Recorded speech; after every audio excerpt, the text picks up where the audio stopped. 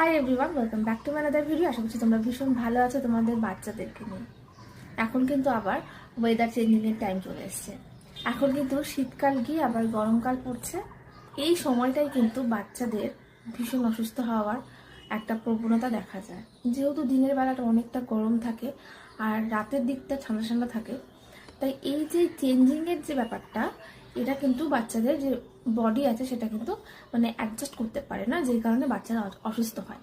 তাই এই সময় কিন্তু আমাদের মায়েদের অনেকটা খেয়াল করে অনেক দিক লক্ষ্য করে কিন্তু বাচ্চাকে টেক কেয়ার করতে হবে।